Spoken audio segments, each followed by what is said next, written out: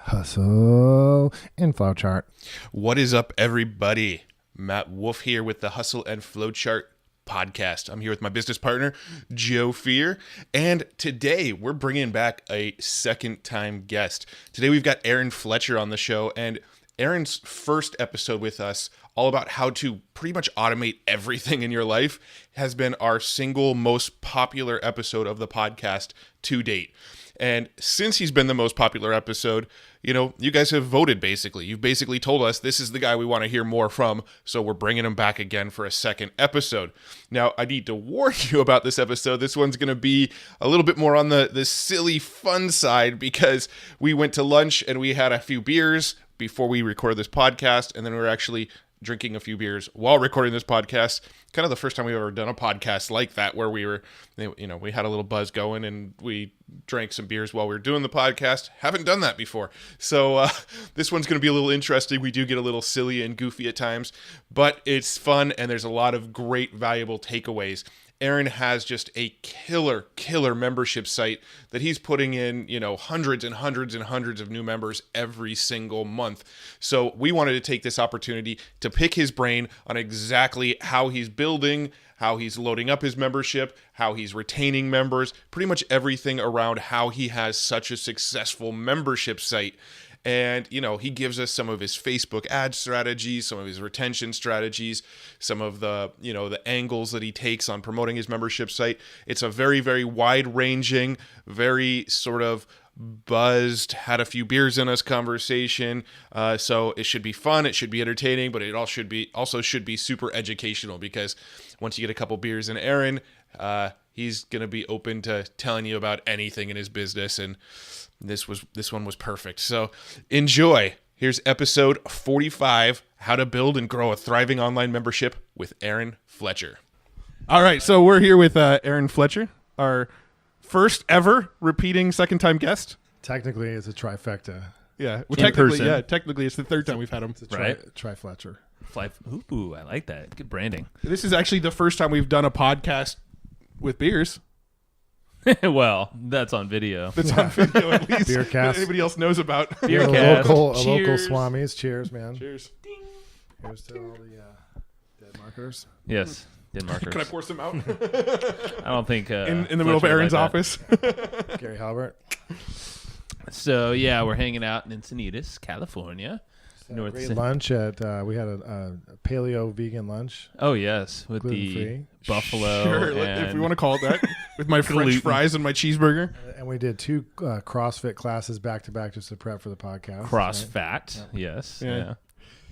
And we'll do CrossFit later. Joe will, at I'll least. probably die. I'm going to go home and probably have another beer later while Joe's at CrossFit. Oh, man. I'll send him a text. How you feeling, bro? So, what are we doing here? This is why I want to have a Joe Rogan-style podcast where we just talk about whatever pops up, but our listeners wouldn't probably listen to it. I like Joe Rogan. It's good. Rogaine, yeah. No, you today- need some Rogaine. Speaking of that, Oh, you see shit. the back of your head? Oh, shit. Hold on a second. No, you're looking all right. All right, cool. Thanks. You're fine. You're He's fine. still- I just wanted to he's still check. Does this camera really add 30 pounds? Yeah. No, you're just pushing it out. We got to figure out how much of this we're actually going to edit out later and how much of this we're going to keep. All of it.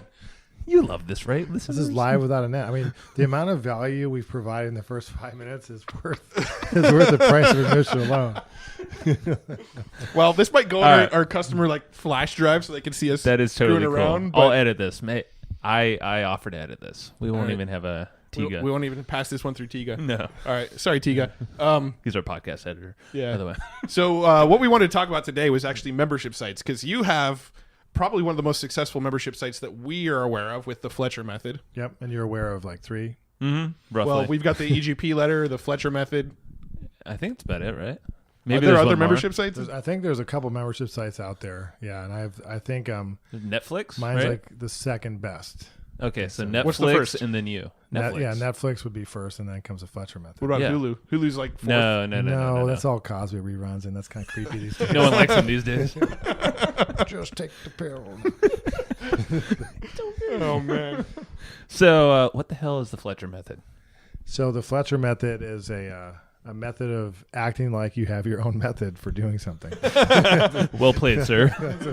No, it's basically we have a membership where we just help people that are trying to launch online business get from 0 to 10K with an automated marketing system. So it's folks that are typically entrepreneurs, coaches, consultants, software companies, and they just haven't been able to piece it all together.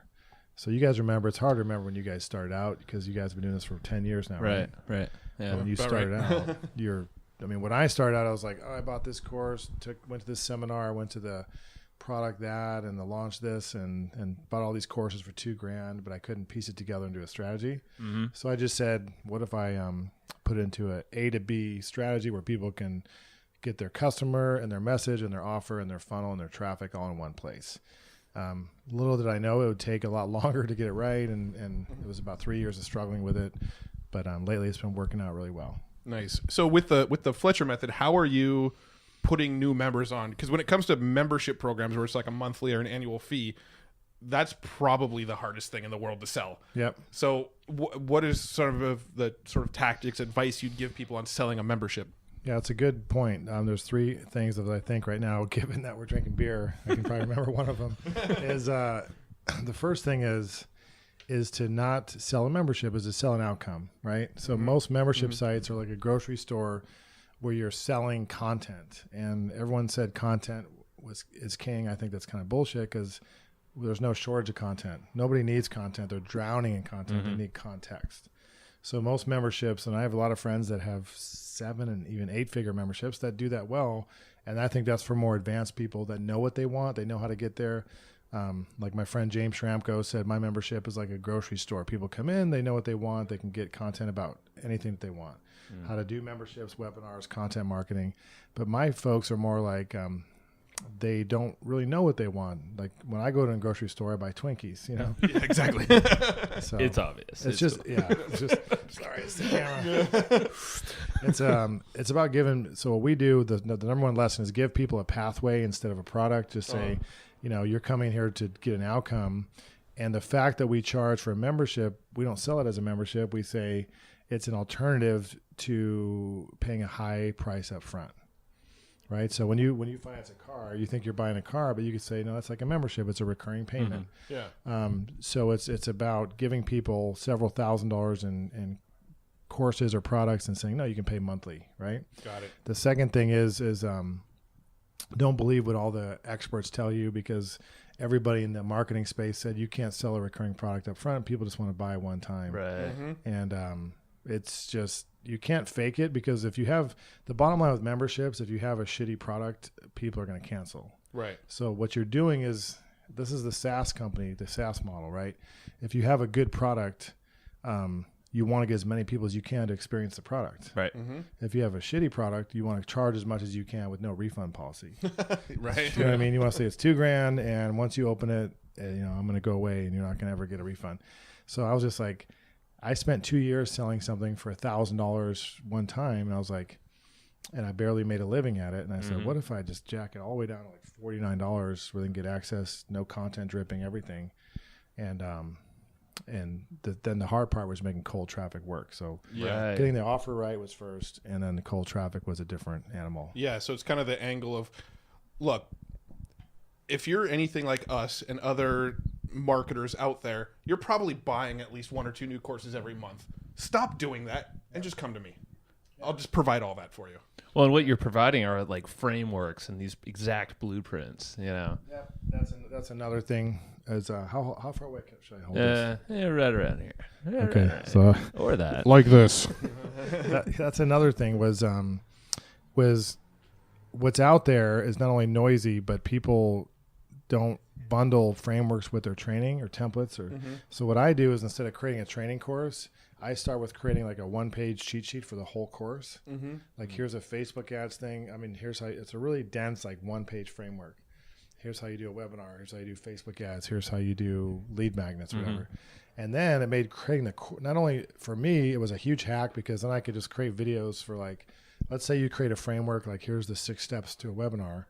Then I was like, okay, well, cool. I'll create 6 videos, and every video points back to the framework. But then the customers love it because they're like, yeah, now I can print this thing out and put it in front of me, and I have my whole strategy right in front of me instead of you don't retain. What good is watching 10 videos for 10 hours if you don't actually retain it? Right. And having those printed frameworks, because we've done the same thing, is give them a system, something in 1 month, at the EGP letter. We'll say, hey, put this on your wall or put it right in front of you on your desk. The Evergreen, what do you call it? The Evergreen blueprint? Evergreen Profits I don't know what we call it, actually. What do we call it? Well, when we send out our newsletter, we send out a flow chart. It's a flow chart, but we call it like our marketing stack or something like that. The hustle flow chart of Evergreen. Yeah, I think it's our Evergreen Profits flow chart. I don't know. But it shows how everything's connected, the systems involved, and then how you can kind of. It's a framework, but we call it the flow chart. Yeah, exactly. So it's basically an Evergreen digital knowledge craft blueprint. Sure. Yes, I like that. That's exactly. We'll trademarked. We'll TM that later. Yeah, TM. So with anybody with a recurring product, I think the big thing is like they're daunted by how to sell this thing, and you've perfected the cold traffic part of it. And I'm curious to wonder, like, okay, what's your process there? Like, what's your cold traffic source? Kind of what's your process? How do you actually do this effectively in ROI?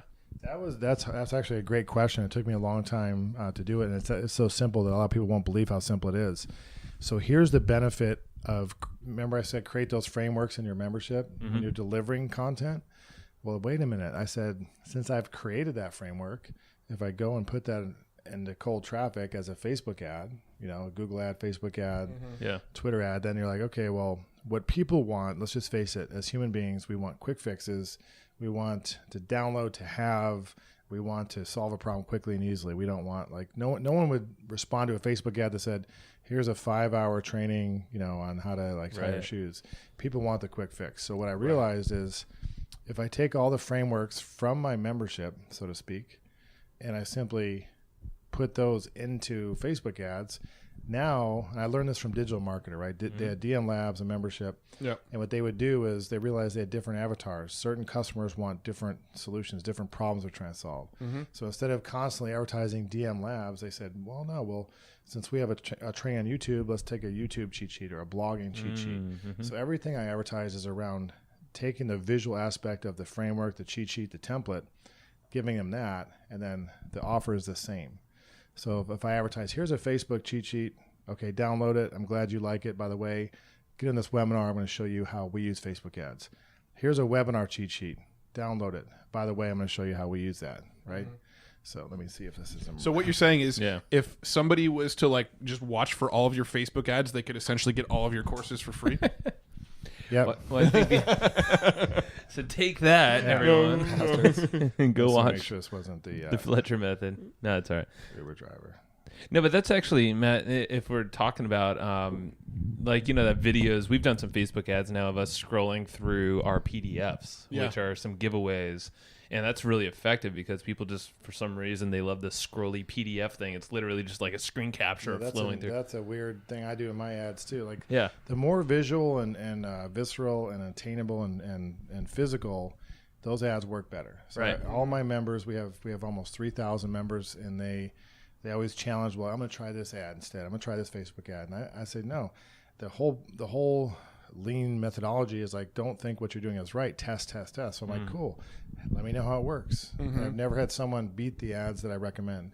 They use pictures of themselves. They use pictures of, you see all these ads right now for Facebook agencies, and it's like a picture of a horse or a dog. And I was like, it's like, what are you trying to tell us? If you're a Facebook agency and you're using clickbait, right? Getting clicks doesn't mean getting customers. So you're paying actually more for that traffic. You can't celebrate a high click-through rate if it's 12-year-old kids that are clicking a cat that don't have a business, right? Yeah. So the ad strategy is take a physical thing that solves one problem that your customers have, and then stretch the gap between that and your whole membership or your whole product that you solve. Show them where that lives in your greater kind of solution, and then offer them, and instead of selling, join our membership. Again, just say, instead of paying $2,000 for this course, you can get all of our courses for $49. Just make it a ridiculous offer. Gary Halbert said, your offer, or maybe Dan Kennedy said, your offer should be so good that somebody in the Midwest, I guess people still live there. I don't know what. No, I'm just kidding. Sorry. Sorry. Didn't Joe live in Chicago? I did. I'm from Cleveland. Yeah, I'm from Cleveland. Okay. You got a problem? No, so that somebody in Cleveland would get off the couch, put on their slippers, walk out their front door in the snow to their mailbox to get your product. That's right. So it should be so irresistible. So I was like, if I took $1,000 offer and made it $49 to get people access, then the conversion rate goes up so much, then you have a good problem to solve. Think about it. What problem are you solving then? Keeping customers. How do you keep customers? By having a non-shitty product. Like nothing's going to make up for a crap product. Right. Yeah. So this whole opposite of, when I talk about gurus, they said, well, you're a guru too. You sell stuff online. It's like, no, to me, what a guru is someone who spends 90% of their budget and time promoting shit instead of creating stuff. Tesla doesn't have to worry about their direct response strategy. Right. Actually, the cars are all falling apart now. Shit. Now they are. But for a very example, long shit. time, they Didn't. Yeah. have a great product. Yeah. So mainly you're working with Facebook ads then is really where your cold traffic is coming from. Yeah, we're trying to push out to places like YouTube, B2B email, LinkedIn. But the issue there is, especially with Facebook ads, we should probably talk about how to make Facebook ads work. There you go. That's a big Definitely. thing. Is focus 90. This sounds cliche, but focus 99% energy on the offer and the hook. People are trying to tweak. They're like, oh, let me split test. Let me get Ad Espresso and try a video ad versus an image ad versus this versus Frank Kern versus Amy Porterfield. Right. And they're trying to iterate and split test on a bad offer. So I run one ad, and it usually works. And it's very seldom that I have to switch it out because I'm thinking about the messaging and the offer, connecting the audience to something that they really need. And if there's a strategy for that, since we're just drinking beer, I should talk about that too. Let's talk about that. I was going to ask, how do you know if that's the right offer? So what I do is I talk about the category versus the currency. And this is really nerdy and people freak, like, what are you talking about? But most people describe their business based on a category of a vertical or business. What do you do? They go, I'm a stockbroker, I'm a lawyer, I'm a coach. And nobody gives a shit about what you do. But the currency is we force all of our customers before they place an ad, before they create a webinar, to get clear on their target market, their message, and their offer. The message is, what's the currency? The one currency. So it's like using the Ask method, for example. If you ask your clients 10 problems they're having with their online marketing, with their social media, with their podcast, with their body fat. I mean, not me, but whatever category of business you solve, I'm helping you with investments, with your traffic, with your confidence, whatever it is. And you go to an audience, say, what's your biggest problem with that? And they give you a list. And then you take that list of problems and you go to your audience and say, if I could solve one of these problems in the next 90 days, which would it be? That's your currency. It could be so people use categories like I'm a business consultant or a coach. It's like, no, I have a currency. And my currency, is it traffic? Is it ROI? Is it profit? But I pick one. Most of us don't want to leave stuff on the table. So they go, I help you with your business growth, your traffic, your leads. So it's very vague. What's one? Yeah. What do you do? Do you help them with their profitability? Do you help them with their scale? Do you help them with their number of new customers per month? So my first kind of message went from, I'm an online marketing coach, to I help you double your sales in 90 days without tech overwhelm, right? That was number one. And now I can say I can help you launch and scale a 6-figure business without ever buying another overhyped guru course again. Like that's kind of for our course products. Like, what am I going to help you do? A specific metric, a specific timeline. That's my currency. Yeah. So if you have the Evergreen Profits Letter and the Fletcher Method, then you don't need anything else. Yeah. Correcto. Yeah. If we said the Fletcher Green Profits Leather, that'd be weird. Leather. Well, Freudian set. That works. Yeah, We'll brand it. I'm saying like it's what we do with our customers, we break everything down into the foundation, the funnel, the floodgates, 3 steps. 90% is the foundation, as you guys know. Yeah. What do all the marketing products sell? The floodgates, the traffic. Yep. Short-term tactics. Like Instagram, profit hacks. Everything has to have 3 worlds. That's like right. online Pinterest ninja, or there you go. super email profits, Or like, Evergreen Profits Letter. No, but it really is a letter. No, it is a letter. It is a letter, so that's okay. legit. Okay, actually, you're describing what it is, which is real. Most people say like overnight cash social ATM. You know, one of my first products I ever launched was called the Autopilot Cash Formula. Oh, you are It's a always scammer, three. Matt, of all scammers I've ever Dude, it's seen always before. 3. It's like the product. It started with the product launch formula. That's right. And then it's like the social ninja Mass traffic, control. No, online that's video. two. Yeah. Yeah. But if you say like mass butt control, you know, that's right. Then we got an issue. And there's an FTC issue. no, Oh, yeah. Besides, Joe's already mastered that. Yeah. Hey now, Chica, Dudes. please edit Yeah. that out. You guys, I don't know why 3 fellas can't get together That's without. what happens when beer gets cracked. So, All right, so yes, carry on. So that was just it. It's like the message is super clear. But here's what's ninja I found out, and this happened by accident. It wasn't architected. It happened by accident. I just said I struggled so much with advertising. So what am I doing wrong? Why isn't this freaking working? I spent all this money on Facebook ads, and then I kept going back to these foundational things. Do I speak to the right audience with the right message and the right offer? Now here is no shit. The one thing, like if this machine breaks, which hopefully it does soon, before people start. We have a couple backups here, so I think we're good. Yeah, is what we call the signature solution. Mm-hmm. That changed everything. And what it is, if you look at the Fletcher Method, instead of us describing our membership or our product, it's a one-page map, right? I could show you on our Facebook group, our membership, every one of our customers is required, not asked, required to create a map that depicts what they do. The message, the problem they solve, like literally you'll see, it's really cool. One gal teaches people how to be professional cheerleaders. Another one is financial advisors. Another one is like mindset or relationship coaching. Another one might be lead generation for chiropractors. They all create a visual one-page pathway or map that shows their customers, here's how we get you from here to here with the currency that matters to you, leads, profits, confidence, wealth, love, whatever it is, in a fixed amount of time, 30 days, 90 days, 1 year. And what that does is, I didn't expect this, and I have to say I learned this from experts like Frank Kern with the launch of Neil Strauss, the relationship model. Yeah. Taki Moore, I was part of his mastermind. He teaches this.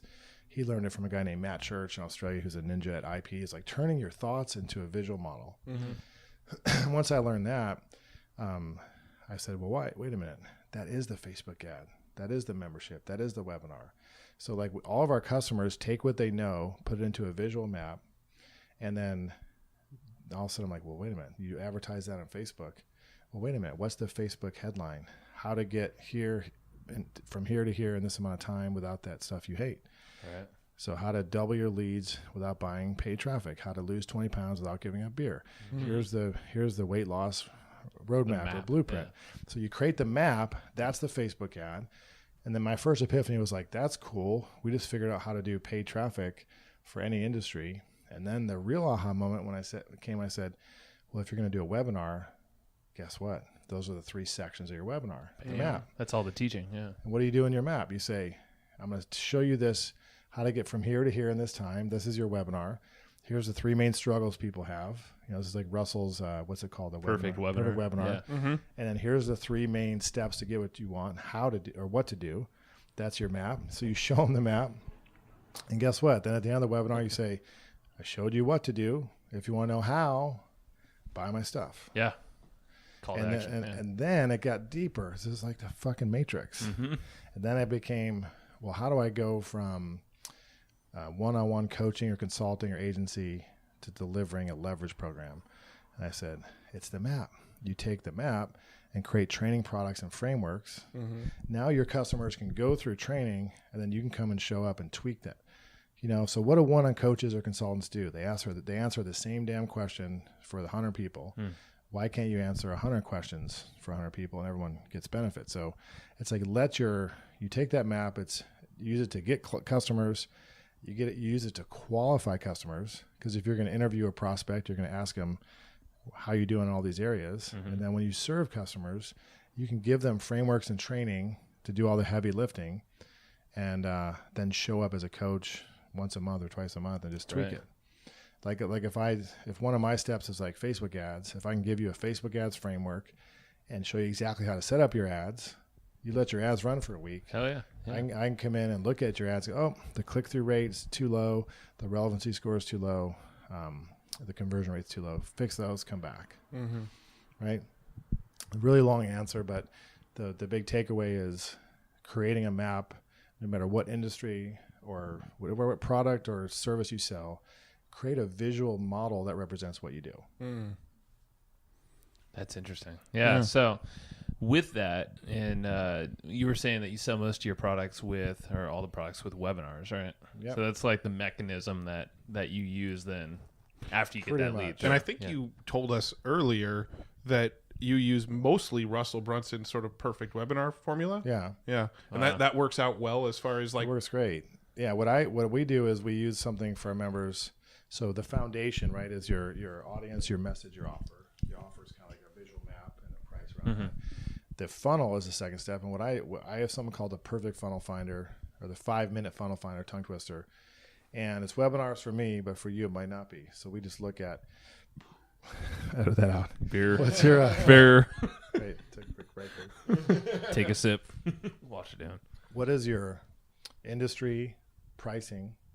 What's your pricing, your business model? And quite frankly, what's your experience level? Because for me to tell a beginner in online marketing to go to an Evergreen launch, they're not going to get it right. They're not going to hold people's attention through 4 hours of video. But yeah, by the same token, if you're selling a $2,000 coaching program, a video sales letter is not going to do it. No. They need a webinar that drives people to a sales call. So there's these frameworks, as you guys know, in all of online marketing, there's probably 3 to 5 core funnels, like a VSL, a webinar funnel, a coaching agency consulting funnel to drive someone to a call. And then there's other tertiary, second, like quiz funnels and things that are more advanced. Funnel, whatever. But the biggest breakthrough for people is focus on one that's right for your business. You see it all the time. People are like, my product's $12. I'm doing a webinar. You're like, No. webinar for a $12 podcast. Lose money. Yeah. You're probably not going to make that profitable with advertising. Unless you have some monster upsell that really converts. yeah, it's $12 now, but for $12,000, we'll also give you a car. Yeah. And our expenses on that car are $11,000. Oh my god. It's all about revenue. It So is. with so we were talking. I don't know if we need to edit this out or if you're okay talking about it, but What? I think you were telling us earlier that you're putting about 600 people a month into your membership. Say what? By the time they listen to this, hopefully it'll be like 612. I'm looking at 100 a day on the board. That's I'm my assuming goal. that's your goal. Yep. That's the goal, dude. So there you go. I think, as crazy as it sounds, That's not that crazy. is that 3,000 a month? Yes. Yeah, it would be. Yeah. That's my crazy goal. My big So- hairy goal. Everyone needs a big hairy audacious goal. I want you to take your goal and 10x it and see how you would accomplish that. All right. So our goal. Let's talk about this because you can just like consult for us for free while we're doing this podcast right now. We're selfish. We'll work for beer. We'll work for beer. You bought us actually. You bought the beer. But anyway, that's neither here nor there. After the $100 bar tab. That's if you more want- Other than the 3 beers More we than bought that, you before bro. this. No. So our big goal before the end of 2017, which we're recording this right now on November 2nd, 3rd, Sure. whatever, Third. beginning of November, our goal was to get to 1,000 subscribers by the end of the year. Yep. So if you were us and you had a membership site with a print newsletter, Yep. which you have something similar without the print newsletter, what would you do to get to 1,000 subscribers by the end of the year? Okay. The first thing I would do is reverse engineer that number. Obviously, it's easy to do. So between now and December 31st, there are 60, We'll call it 70, 60 74 days. days. 60 days. Let's just say you take 60-ish days, yeah. let's just take the next week and just think about it and fuck off. Right? Why not? 60 serious days. That's how I like to do it. I like to work in sprints. Yeah. So it's for 60 days. How many customers would you need to acquire? How many members do you have now? We've got it. We're around 300-ish, so we need about 700 members. 700 members divided by 60 days is 42. Oh man. You gonna make us do math This live? is your game. I Yeah, can't so use the- my phone. It's okay. recording a video right All now. right, so I'll tell you. So let's just do another exercise. This is actually Someone really fun. listening to the podcast has already figured it out. Right. And just shaking their heads at us very No. aggressively in their Well, car. I know, but those are the people that usually take too long to implement, right? The perfectionists. Let's just say it's roughly 12 members a day. But Matt's probably right. divided by 60. Yeah, 11.6. You bastard. See, Matt's one of those guys. Okay, so He implements fast. so here's what I'm going to. So let's talk about the numbers, the metrics, and the tactics. So a couple things I need to know to get 12 members a day, and I'm going to say, well, what's the offer I'm going to sell? I think I told you earlier off camera and video. So I said, okay, well, to sell in a webinar, it has to make sense metrically. You can't sell in a webinar if your membership is just, even if you want your first payment, even if you know your average member stays for well over a year. I mean, you have a great stick rate for your letter.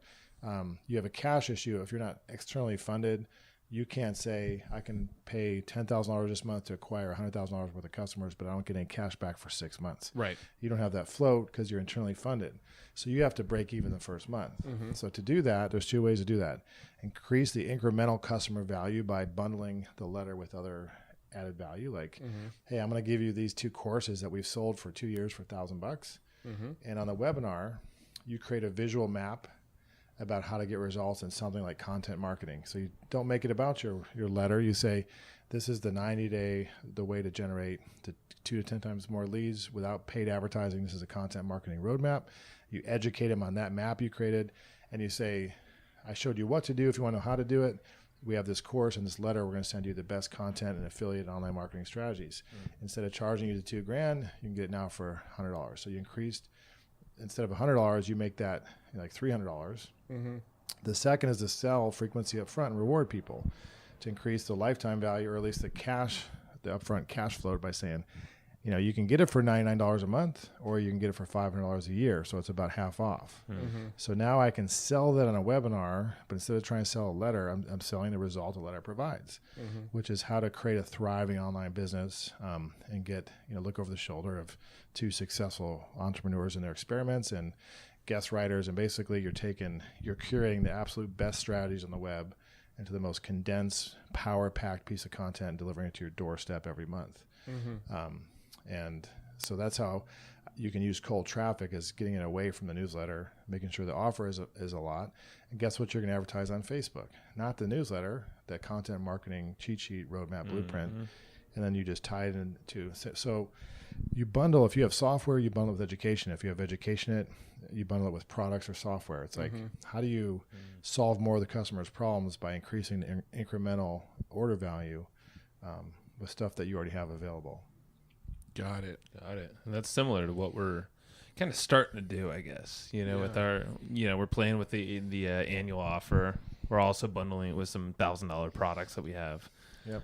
So yeah, I guess it's stick on the same path. Yeah, keep going down the same path. We're not actually pitching cold traffic into webinars that pitch a specific outcome. Right. We've got a webinar that pitches our content marketing course. Yeah. If you don't buy the content marketing course, then the next selling point is the letter. Right. Yeah. But I think some of the advice you were giving us earlier when we may or may not have been sitting at a bar was The bar method fitness gym. Yes. bar method. CrossFit. Yeah, when we were at the bench pressing and stuff. Yep. We were Is that a technical term? Yeah. Yeah, bench pressing. We were all working out together. Sounds like us. Hardcore. We were talking about how we had a webinar that pitched our $1,000 course. If you didn't buy the $1,000 course, then we pitched the newsletter. And you were saying, you know what, just go straight for the outcome that you want. Yeah, you don't want to say, like, if you don't want to buy a Tesla, here's a keychain. Right?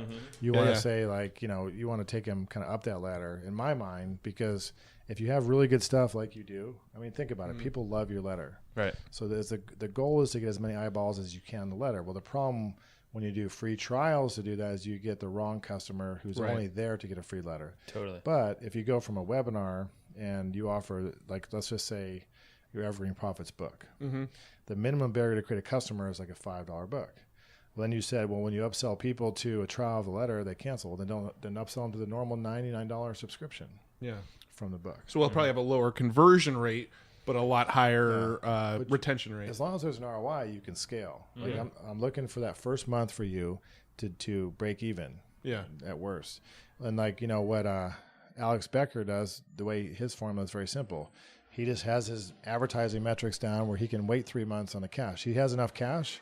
So basically what Becker would do is just say, hey, I know my numbers. Yeah. I know the average. It's about knowing your numbers. I know the lifetime value of a customer is X.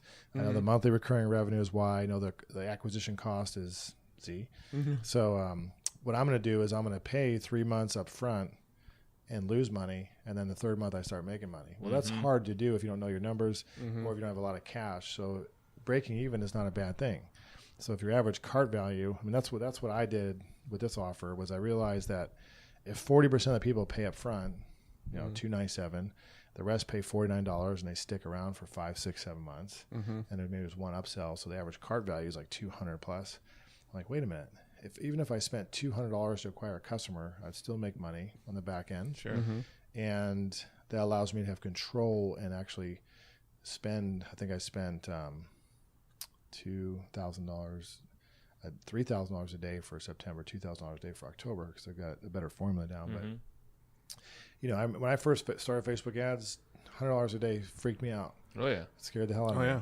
You know, and I was doing all this day trading stuff and turning stuff on and off. And I realized, like, I have ad sets for $500 to $2,000 a day, and I don't look at them for a week because Facebook is optimizing to get me customers and people into my shopping cart. And I just saw a post today from a little dude that was like, you know, don't trust Facebook. They want to take your money. They don't. Yeah. They need it to work. They need to have the best user experience, which is why they look at relevancy score. If you have a low relevance score, then you have a bad ad and a bad user experience, and they tax you or stop your ads. Right. But if you provide a high relevance, meaning people like your stuff, they want you to spend more money.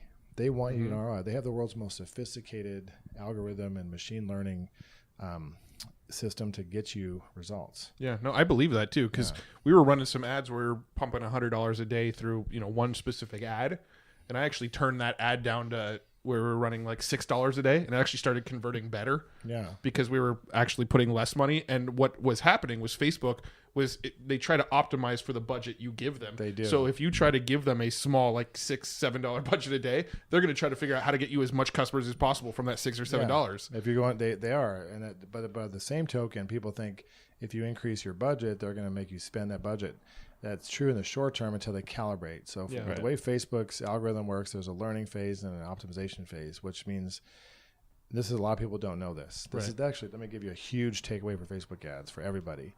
You need your daily budget to get at least 7 to 10 of your desired events, conversions.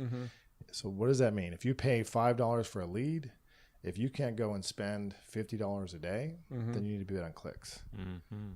Because they have a new setting where you can tell Facebook bid on clicks until you get enough learning. Yes. I've actually, did you see the Digital Marketer article where they tested that? Yeah, it works. Well, they actually tested it and said that they actually got a better ROI when they didn't turn that setting on. But they probably had enough budget where they had the setting, they just tested the setting for the same budget. They already had enough budget to get enough leads per day. Yeah. I'm talking about a beginner. Yeah, no, so I agree. What we've always done, and you know, I think this is the same along the same lines as what you're talking about. What we've always done is we've run an ad, and we'll start if it's a brand new ad we're just turning on. We'll start it by a post engagement. We just want to get engagement on that That's ad. called priming the pump, what Mike and Josh call it. Yeah, Yeah, so you try to get engagement on that ad for the Likes first and like shares. week or Likes so, and comments and and then shares. once you're getting some likes and shares, you're going to have some clicks on it. Inevitably, you're going to have some clicks on it. So once you have a handful of clicks, you change it to now I'm going for clicks. Yep. Right. Once you've had Then you go for once you've had a conversions. bunch of clicks and it's working, then you go to optimize for conversions. But you have to do it within that same ad set. Right. So 90% of the learning is within a given ad set. So what I learned is like bid on whatever you can afford to get 10 a day off, whether it's likes and shares, clicks, conversions. But the biggest takeaway is keep one ad set running. Don't specify placements. The gurus tell you to do newsfeed or mobile. Open it up. Every condition you put as a constraint for the algorithm. If you say only run my ads on Mondays to people that are this gender, this age. I mean, obviously, if you're selling like you know, penis lotion, it has to be for guys, right? But Depends on what the penis lotion's end result is for. Say the times are changing. I mean, if it's penis Actually- lotion actually- because you're real dried up down there, Yeah. you should probably just aim it towards men. If Editing. it's penis lotion because it's more pleasurable, Yeah. you probably want to advertise to both. absolutely, let's just call it. Matt's an expert at Let's just call it mutual enjoyment shaft cream. So if you're advertising, you might have a demographic like men's running shoes, and again, Bruce Jenner could buy them. Sure. But for any, I'm saying for anybody, so you might have a product that's clearly like don't be stupid about it. Like if you only sell a men's product, then filter it out. But in general, the rule of constraints is like if you open it all up and you tell Facebook, here's a lookalike audience of 10 million people or 2 million people that are like my best customers. That's all you need to do. And if you have a good funnel and a good offer, you open up, you don't specify where the ad runs, how long the ad runs for, or the placements. And I found that over time, here's the big rub. People don't let their ads run. This takes 7 to 10 days. Most people turn off their ads before they see the results. So he's got to be patient. Yeah. And you have to have the budget and be real with yourself. Like, you can't test an audience you can't run 5 different ad campaigns if you have like $20 a day. Yeah. You have to like, okay, do something for a week and then do something else for a week to try to beat the performance. You can't split test 10 different variables at once. That takes a huge budget. And most people don't understand statistical relevance. That's big rule number 2. They don't understand that you would need 10,000 of something to establish relevance. 1,000 is 90% accurate. 100 is what we do as ghetto advertisers. Like, got 100 leads, here's my conversion rate. Got lucky. Because we don't have big numbers. But most people get 10 leads and they go, I'm paying too much per lead, or I didn't get any appointments, or I didn't get any conversions on my webinar. And they stop everything when they have to understand statistical relevance. Like, it takes a long time for the stuff to settle in and work. Yeah. No, and I agree with you. I think Facebook actually does a really, really good job of optimizing for you over time, but most people just don't give it enough time to let Facebook Not even optimize. close. And then the last key takeaway from the last 6 months for me, which has been bidding down the funnel. What does that BDTF. explain? Explain that real quick. Bidding down the funnel is huge. I'm going to tell you how to bid up the funnel too, which you just said, likes and shares. Actually, let's have a sit Yeah. to Gary. I need some. There you go. Corey Rudel. That's the first info guy that Frank bought his stuff That's from. right. Yeah. He died in a car crash driving his Porsche into a telephone pole or something. Oh, Wasn't man. that the guy from Fast and Furious? Very similar story. Or the guy from Jackass. Did Corey Riddle have That was a Ferrari, though. That was Did- Ferrari. Sorry. That Here's was a tree, too. Here's a key indicator. Did Corey's product have 3 names? I don't know what his I product could was probably called look it off up. the top of my head, Super but Info Profits. something like that. He was OG, Yeah. though, so I don't Yeah. know. He probably just had one name. Yeah. He can get the domain name. It was just called like Rudel Bitches. Yeah. So basically, BMS, buy my shit. oh, That's cool. I like that. BMS Still method. 3 words. Bowel movement syndrome. I like it. Buy my shit. Carry on. Curious how much of this is actually going to stay in the podcast. All of it. Go on. It's So, going to be a bitch. so bidding down the edit. funnel is this. Remember when I said your budget should be set to the level that you can get 7 to 10 conversions per day. And you have to let 50 conversions happen or so. And this is not guru shit. This is what Facebook tells you. There's a Facebook group I want you to link in the show notes. That's awesome. No one knows about it. There's like 12,000 members. It's Facebook engineers do live streams and explain the algorithm and how it works and how to bid in the auction system. I'm not in that There's group. I need to be in there's there. 4 videos they have already, and it blew my mind. I watched them twice. Nice. And now I noticed, like, I looked at all the Facebook gurus. None of them are in the group. It's from Facebook. Interesting. So now some of them are. Don't be. But here's bidding Hey, down. Jenny DeRose, if you're listening, go join that group. Yeah. Yep. We'll tell you about She already probably is. She's a ninja. So bidding down the funnel is this. Let's say I can afford to get 10 leads a day, so I can spend $50. I do that for a week. I start to get 45, 50 leads. I'm like, cool. I start to increase my budget, and it's working. Well, now I think about, well, Facebook, it doesn't mean they're working against you. It's a super emotionally agnostic robot. They don't care about you, but they don't care against you. That's the thing. It's just it's a machine learning algorithm.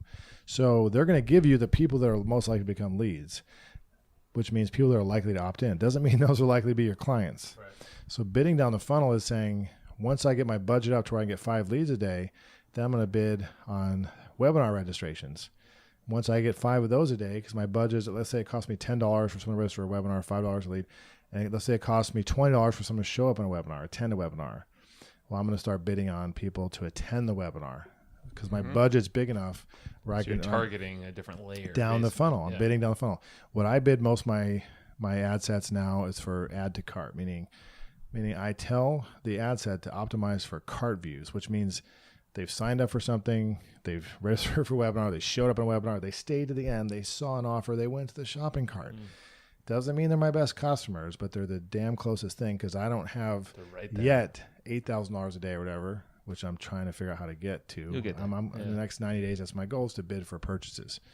When you can reach the holy grail by slowly increasing your budget to where you can bid all the way down the funnel. This is why e-commerce works on Facebook. This is why Paul was doing 100K Right. plus a month, because his offer is, here's an ad, here's a sales letter, it's $17.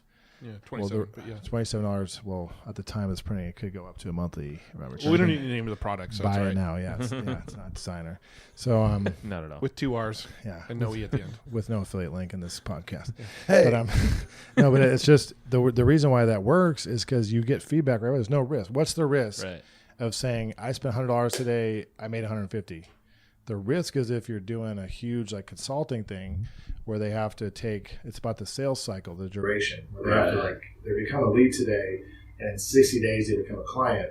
It takes me 60 days to get ROI on my advertising, which is why you, not to be a nerd, you adjust your attribution window for your ads. So you're measuring your ads based on the sales cycle you have. So you tell your ad set to optimize 2 things: the goal, the conversion event, the pixel event to optimize for, leads, conversions, car views, purchases, whatever.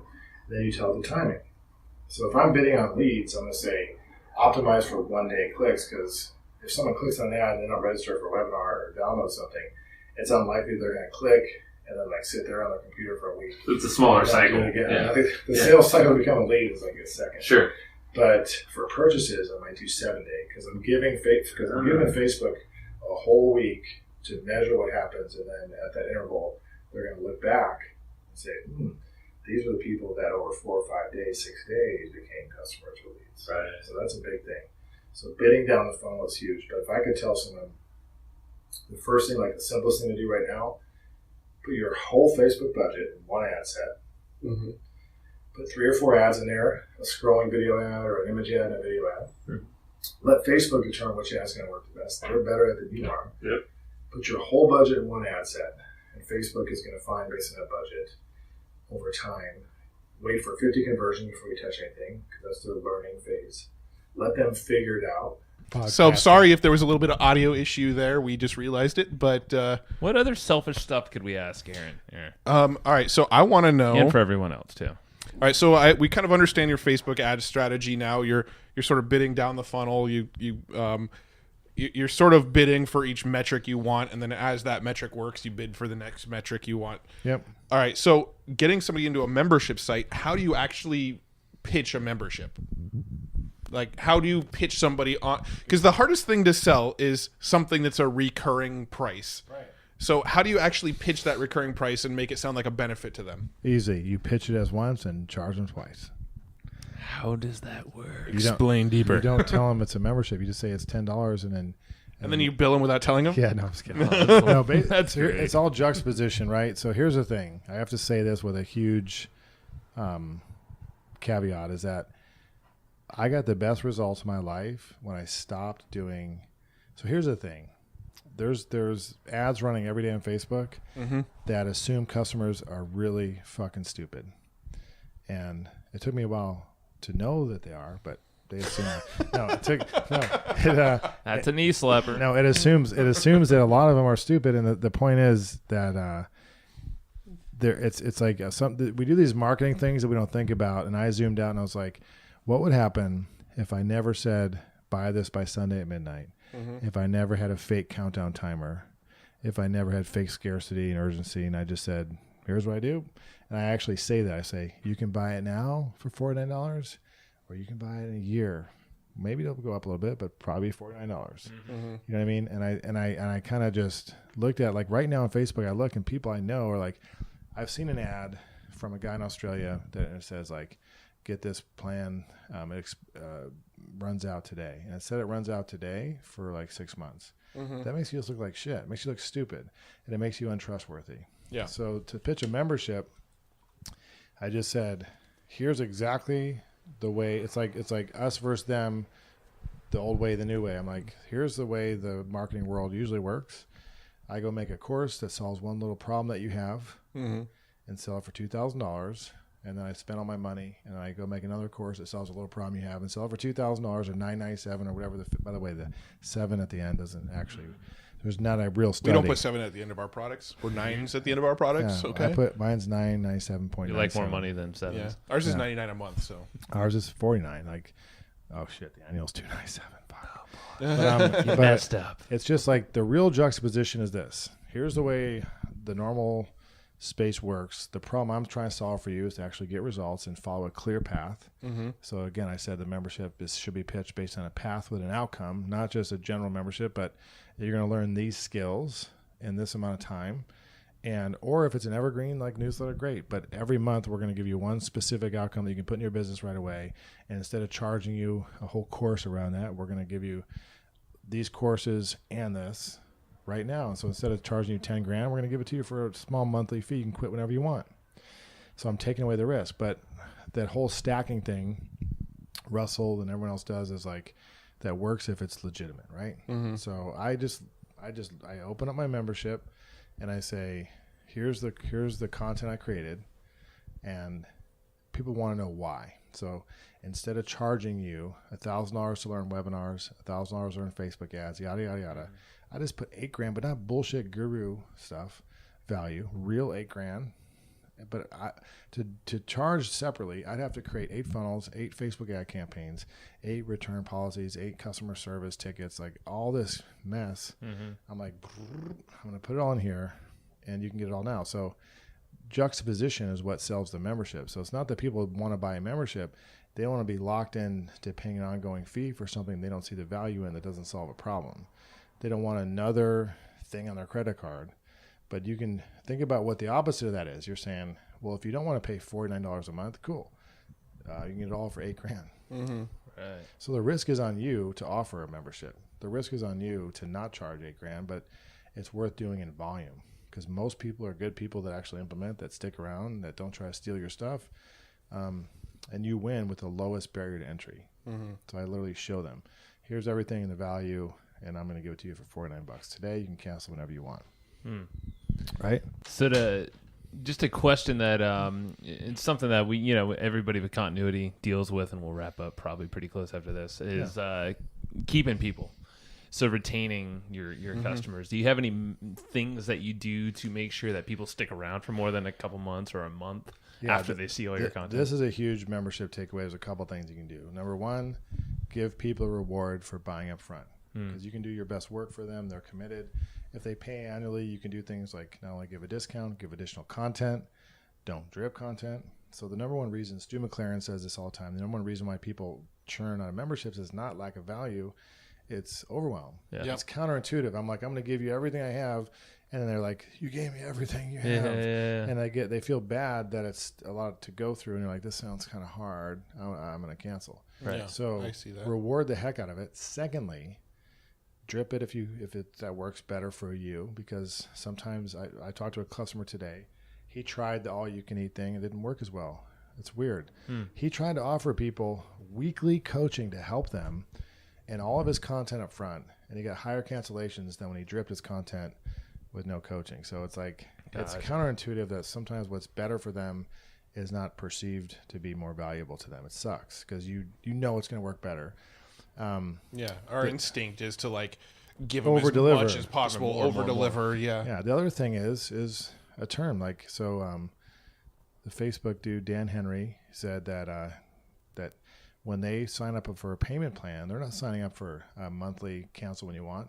They're financing a contract. His terms and conditions say you can pay for the whole thing for $1,000, or you can go pay $97 a month. And this sounds really weird for the online marketing space, but everybody else does it. If they don't pay, he has a collections agency. Good for him. Because they're not signing, they're not signing up to pay for 1 month. They're signing a contract and financing it, and he's taking all that risk. And then they take all his content and don't pay.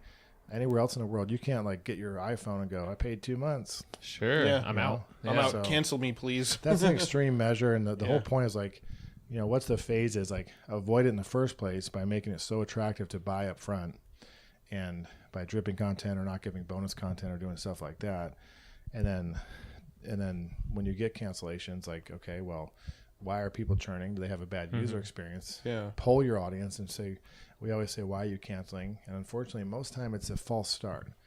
If people cancel before going through the content, that's not, to me, a bad customer experience. That's someone who didn't want it in the first place. They don't have priorities straight. Yeah, or they were just like felt it at the time. So in a way, higher prices ensure a better match in the first place. Yeah. So Well, it's we're so used to the concept of the risk reversal, yeah. right? So we're so used You're to taking like on all the risk. Yeah, right? we're so used to like, all right, you can get in for 30 days, no questions asked guarantee, all that kind of stuff, reverse the risk to get in, where that sort of Dan Henry method you were just talking about is like, no, you're paying for a year, and if you don't keep on paying, I'm going to send a collections agency after you. Like, I don't quite understand how in the sort of environment that we work in, how that even sells, but he's a success story. I don't think he says pay or I'm going to send collections. I think he uses collections for people that don't pay. It's different. It's not like a risk reverse, like if you don't pay, I know where you live. Like, that wouldn't be good. But I mean, we're so used to like pitching it as like, all the risk is on us. It's $99 a month. You can cancel any time. And people take advantage of all that risk, and they go, I tried it for a month. So you already have one key to the equation, which is sending a physical thing. Right. That's harder to turn. Like, traditionally, people know that's a stickier thing. Well, it prevents refunds for sure. Yeah. It doesn't necessarily prevent churn, but it prevents refunds, because if somebody was to say, hey, I want a refund on this, we'd say, cool, send it back. And nobody ever does. We've never had a refund on it. Which would be really cheesy for them to do that. But so let's zoom out and look at one thing. I think is the biggest takeaway is lifetime value of a customer. People think, I want to have a recurring business. I don't want to sell things up front. But the truth is, the fact that it's upfront and recurring doesn't really matter if the lifetime value of a customer is less. In other words, if someone signs up for a product recurring and they stay for 3 months, and your annual people pay for 6 months. Yeah. Would you turn that up a little bit, bud? Thanks. He's good. Teenage sounds are great. So that's a big thing, is like, do I care that I have a subscription-based business if my customers pay me way less? Yeah. So one thing you can do is just timing. You can say, if you do a webinar and pitch your membership with a product, you can say, it's for only $500 now. You get it for, $500 per year. You get all this stuff. Then you can always come back 2 days later and say, oh, there's also a payment plan. Yeah. You can de-emphasize the plan. Yes. Or just offer so much more value for people that stick, that are serious, right? Yeah, so it's kind of like, if your average customer is paying you $99 a month and your average customer sticks for 3 months, your lifetime value is $300. Yeah. If you sell an annual option for $500, you're up on majority of your customers. Yeah. I had a 3-month argument with a CFO of a startup I worked at in Silicon Valley. Thanks, Ben. And so I worked. Microphones cut out a lot of noise, luckily. And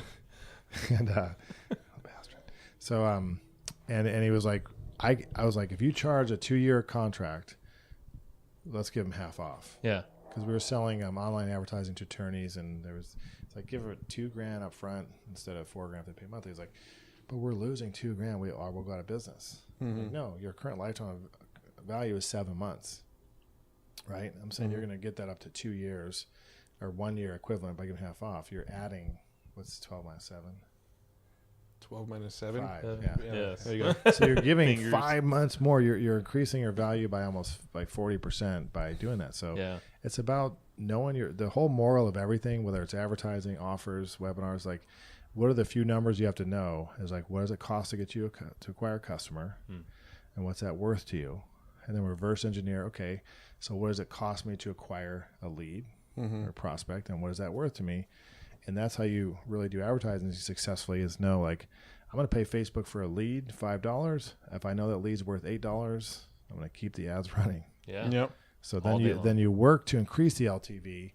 What most people do with advertising is they're working to drive down the incremental cost per lead. They think, like, I'm getting dollar leads. They're working to drive down leads instead of drive up LTV.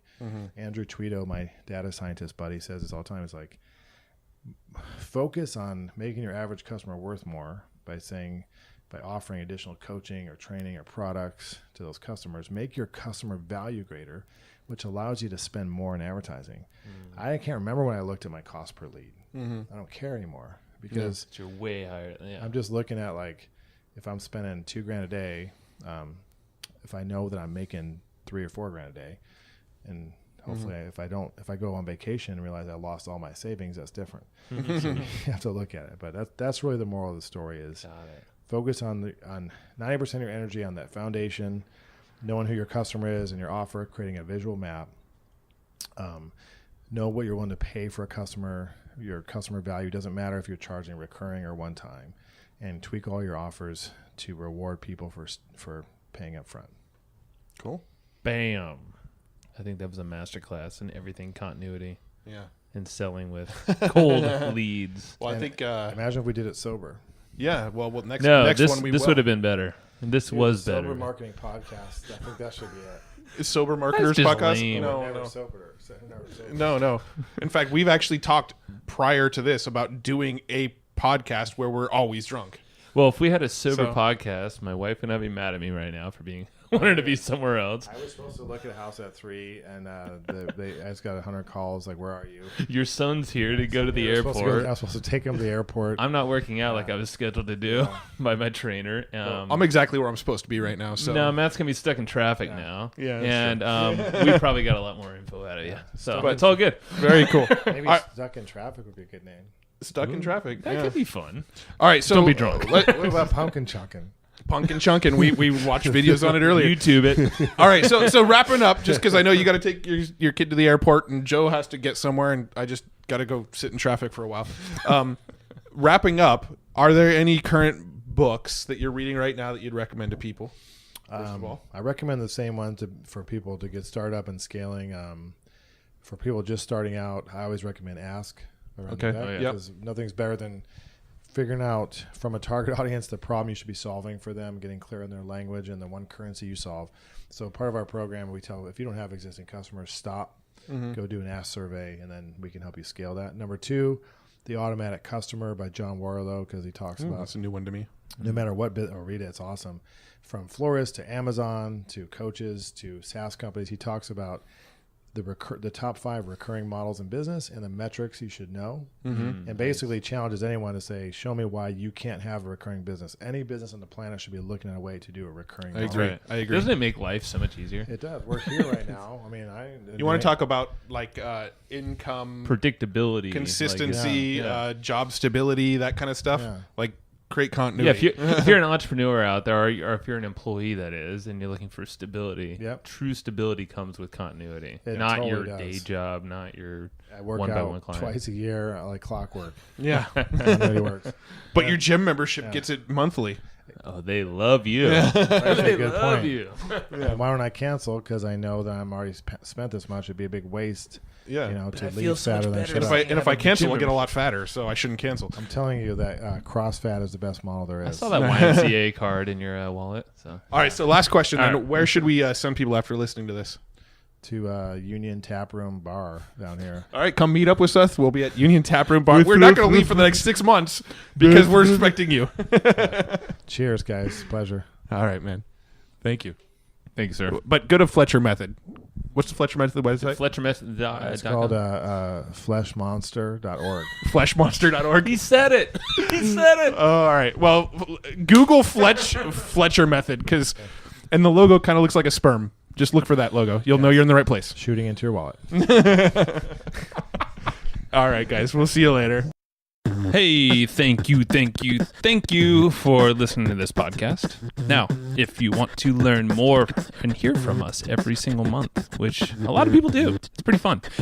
We actually write this thing called the Evergreen Profits Letter, and that is a printed newsletter that we actually send to hundreds of people every single month to your doorstep, so you actually get it in the mail. You can read this sucker, you can highlight it, you can dog ear, you can scratch some stuff out if you don't like that one. You say, no, Joe and Matt, that's not cool for me.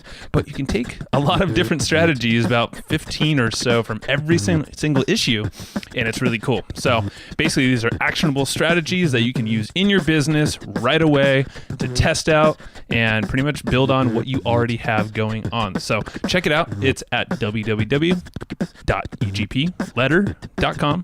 It's pretty amazing. And yeah, you should go check it out to see what it's all about. Boom.